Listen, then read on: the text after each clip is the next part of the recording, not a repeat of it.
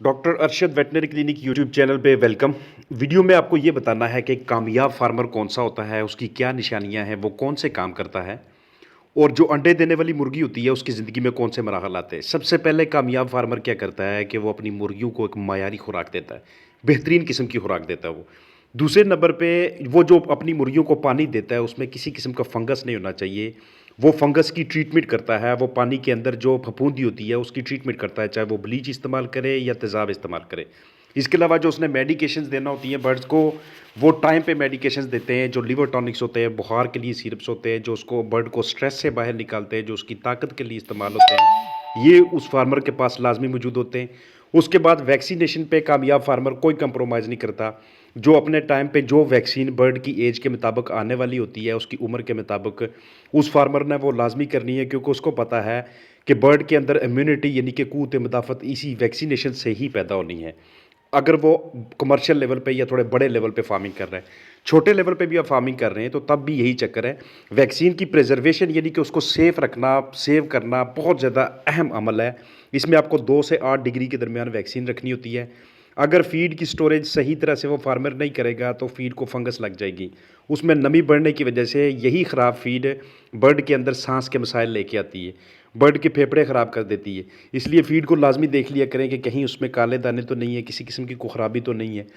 इसके बाद जब भी आपके पास कोई लागर बर्ड वो अख्ताम तक पहुंचता है यानी कि उसकी मौत होती है, मोर्टेलिटी होती है, तो उसको लाजमी देखा करें, क्योंकि जो बर्ड मरा होता है वही बताता है कि बाकी फ्लाक के साथ क्या गुजर रही है। एक कामयाब फार्मर हर रोज़ अपने फ्लाक के बिहेवियर को देखता है। मुर्गी किस तरह का बर्ताव कर रही है, क्या उसने गर्दन नीचे तो नहीं झुकाई हुई, खुराक और पानी आज उसने छोड़ा तो नहीं। ये तमाम चीज़ें ऑब्जर्व करके उसको पता चल जाता है कि फ्लाक के साथ क्या गुजर रहा है। बायोसिक्योरिटी बहुत ज़रूरी है। हमेशा जरासीम कुशी करके जाएँ, हाथों पे ग्लव्स पहन के अपनी मुर्गियों के पास जाएँ, डेटॉल या कोई अच्छा डिसइंफेक्टेंट स्प्रे इस्तेमाल करके जाएँ, वर्दी तब्दील करें, स्लीपर तब्दील करें। इसके अलावा कामयाब फार्मर रोज़ाना ड्रॉपिंग्स को लाजमी देखता है। बिट्ठें बताती हैं कि बर्ड के साथ क्या गुजर रही है। बिट्ठू से पता चलता है कि बर्ड के अंदर क्या चल रहा है, उसे कौन सी मेडिसिन देनी है, मैनेजमेंट में देखभाल में किस किस्म की तब्दीली करनी है। कामयाबी की एक बेहतरीन कुंजी है कि जहाँ से पानी गुजर के आता है, अगर वहाँ पे अंदर फंगस हुआ, वहाँ पे ब्लॉकेज हुई किसी किस्म की, वहाँ से पानी गदला आया, तो वो बर्ड में बहुत सी बीमारियाँ पैदा करेगा। ब्रूडिंग का अमल जो होता है वो कामयाब फार्मर, उसे पता है कि वो चूज़ों को एक लाइफ का स्टार्ट देने वाला है यहाँ पे। ब्रूडिंग का अमल जो होता है पहले हफ्ता 10 दिनों के लिए, फिर उसके बाद उनकी रीयरिंग शुरू होती है 7 से 8 हफ्ते तक के लिए। रीयरिंग के दौरान उनकी खुराक, उनकी जगह, उनके लिए दर्जा हरारत, उसके बाद डेवलपिंग का जो अमल होता है ढांचे की मजबूती का, ये लेयर की ज़िंदगी के मराहल हैं कि पहले वो प्री ले पे आती है अंडे से पहले वाली स्टेज पे, फिर उसके बाद लेइंग पे, फिर उसके बाद मोल्टिंग होती है, फिर पोस्ट मोल्टिंग। जब एक मरतबा वो फार्मर फ्लाक उठवा लेता है तो उसके बाद सबसे पहले वो ड्राई क्लीनिंग करता है, यानी कि खुरचाई करना, झाड़ू देना। ड्राई क्लीनिंग के बाद बारी आती है वेट क्लीनिंग की, जिसमें हम चीज़ों को धोते हैं, सारी चीज़ों को। फिर हम चिक प्लेसमेंट प्लान करते हैं कि हमारे पास इतनी जगह मौजूद है, हम इस जगह पे इतनी इतनी स्पेस दे के कितना कितना बर्ड कहाँ पे रखेंगे, हमारी सिमत ये बनती है।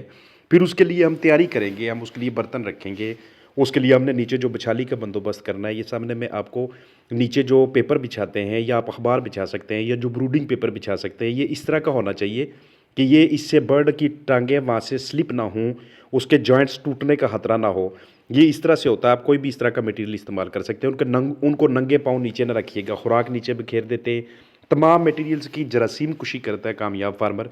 तो उसके अलावा उसके पास एक्टिविटीज़ का, सरगर्मियों का पूरा एक शेड्यूल होता है कि सुबह के वक्त मैंने क्या क्या काम करने, बिट्ठें देखनी, अमवात देखनी, पर देखने, दर्जा हरारत, नमी, हवा का गुजर देखना, गैस के बारे में देखना, खुराक और पानी, बिछाली की सूरत हाल देखना। पूरे दिन की सरगर्मियाँ उसने नोट करके रखी होती कि सारे दिन मैं क्या करूँगा, हफ्तावार सरगर्मियाँ क्या होती हैं, उसके अलावा 14 दिनों की सरगर्मियाँ और माहाना सरगर्मियाँ सब लिख के रखी होती है अपने पास। रोज़ाना रिपोर्ट लिख के रखते हैं वो कि रोज़ाना रिपोर्ट में कितनी मुर्गियाँ पहले मौजूद थी, कितनी अमवात हो गई, कितनी खुराक थी, कितनी वो उसमें से इस्तेमाल हो गई। बरादे की बेहतरीन हालत रखनी है। और बहुत अहम चीज़ है दर्जा हरारत और नमी। दर्जा हरारत और नमी अगर बाकायदा तरीके से बरकरार रखा जाए तो बर्ड की हेल्थ को कभी भी कोई मसले मसाइल नहीं हो सकते। ये मैं आपको ट्रैप्स दिखा रहा हूँ, चूहे पकड़ने वाले, न्योले पकड़ने वाले, यही हैं वो जो कि साल्मोनेला और जो टाइफाइड का मसाइल बनाते हैं, जिससे मुर्गियों की जो बिट्ठें हैं वो पतली होना शुरू हो जाती हैं। डिबीकिंग एक कामयाब फार्मर बहुत ज़रूरी करता है, क्योंकि अगर डिबीकिंग ना की गई, चूंच ना काटी गई, तो यही मुर्गियां बाद में एक दूसरे को काटना शुरू कर देंगी। वज़न भी नहीं सही बढ़ेगा, खुराक भी नहीं सही खाएंगी। जो मुर्गा होता है उसकी शुरू में डबिंग की जाती है, उसके ऊपर से कलगी को ऊपर से काटा जाता है ताकि बाद में वो उसकी आँखों के ऊपर झुक के उसको क्रॉसिंग में मुश्किल ना पेश आए। जो नेस्ट्स होती हैं उनकी मैनेजमेंट बहुत अहम किरदार अदा करती हैं कि इसके अंदर आपने मटीरियल किस तरह का बिछाया हुआ है। ये जो नीचे की जानब जो लिटर मटीरियल होता है उसके अंदर अगर आप हाथ फेरें तो वो बिल्कुल आपको ड्राई महसूस होना चाहिए। वहाँ पे नमी का जो लेवल है, ह्यूमिडिटी का लेवल ज़्यादा नहीं होना चाहिए। अगर आप चाहते हैं कि आप फर्टाइल अंडे लें, उनमें से चिक्स निकलवाएँ, तो जिस मुर्गे की टाँगों की साइडों पे ये 2 सुर्ख लाइनें वाज़िया तौर पे होती हैं, इस तरह का मेल सेलेक्ट करते हैं, इस तरह का मुर्गा सेलेक्ट करते हैं और वो अंडे जिनसे आपने बाद में चूज़े निकलवाने हैं, उनकी सफाई का ये तरीकाकार होता है। ब्लेड मारना है, उनको धोना नहीं, उनके ऊपर गदला कपड़ा नहीं मारना। इसके अलावा डिवर्मिंग, फ्लशिंग और हैचबिलिटी पे उसका कोई कंप्रोमाइज़ नहीं होता। डिवर्मिंग यानी कि कीड़े ख़त्म करना, फ्लशिंग उसके बाद का अमल है। हैचबिलिटी कहते हैं कि आपने कितने अंडे लगाए, उसमें से कितने परसेंटेज बच्चों की निकली। यकसानियत बहुत अहम किरदार अदा करती है। यकसानियत का क्या तरीकाकार है? हफ्तावार मुर्गियों का वज़न किया करें और फिर उस वज़न से यकसानियत निकाला करें, यानी कि यूनिफ़ॉर्मिटी निकाला करें। आपको पता चले कि कितने चूज़े, कितनी मुर्गियाँ वज़न से बहुत ज़्यादा ऊपर हैं और कितनी बहुत ज़्यादा नीचे हैं और फिर उसके मुताबिक हम ग्रेडिंग करते हैं, हम छाँटी करते हैं, छोटा अलग कर दो, बड़ा अलग कर दो। कर्टेन की मैनेजमेंट यानी कि जो कामयाब फार्मिंग का एक बहुत अहम हिस्सा होता है कि आपने दर्जा हरारत बरकरार रखने के लिए जो चीज़ें वहाँ पे रखी हुई हैं, उनकी मैनेजमेंट अच्छी करें, चाहे वो बाहर आपने पर्दा लगाया, छापर लगाया, कुछ भी लगाया हो आपने। मुर्गियों के साथ जो मुर्गा रखा हुआ है उसकी बहुत ज़्यादा एहतियात किया करें क्योंकि मुर्गे का उनके साथ होना और फिर अंडों को फर्टाइल करना ये इस तब ही मुमकिन होता है अगर मुर्गा वहाँ पे सेहतमंद होगा। इसके अलावा आप क्रॉसिंग को आप मॉनिटर करेंगे, 1 मिनट के अंदर आपको 3 केसेस कम से कम नज़र आने चाहिए क्रॉसिंग के। 8 मुर्गियों के लिए 1 मुर्गा सबसे बेहतरीन तनासब बनता है, इसका बेस्ट रेशो बनती है इसकी। तो इस लिहाज से इसको रखा करें। सुबह के टाइम पे फीड या खुराक थोड़ी देर बाद दिया करें। पहले आप उनको एक दूसरे के साथ क्रॉस करने दिया करें।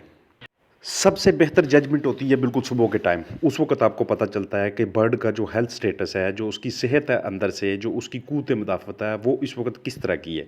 अगर वो छलांगे लगाता है, एक जगह से दूसरी जगह जाता है, तो इसका मतलब ये है कि वो बेहतरीन महसूस कर रहा है। उसके बाद है वर्क प्रायोरिटाइज़ेशन यानी कि आपने किस काम को पहले अहमियत देनी है। अगर किसी वजह से दूसरा काम आपको छोड़ना पड़े, तो खुराक और पानी पहले नंबर पे, उसकी वेंटिलेशन यानी हवा का निज़ाम दूसरे नंबर पे, इसके बाद अगले काम आते हैं कि आपने उसकी सफाइयाँ कब करनी है, बाकी काम कब करना है। ये डेटा कीपिंग में आपको बता रहा हूँ कि एक-एक चीज़ अपने पास कामयाब फार्मर लिख के रखता है कि उसने कौन-सी एक्टिविटी कब की थी, कौन-सी सरगर्मी कब की थी, ताकि बाद में जब कोई मसला बन जाए तो पिछला रिकॉर्ड देख के उसके तज्ज़िया कर सके और अपनी दुरुस्तगी कर सके।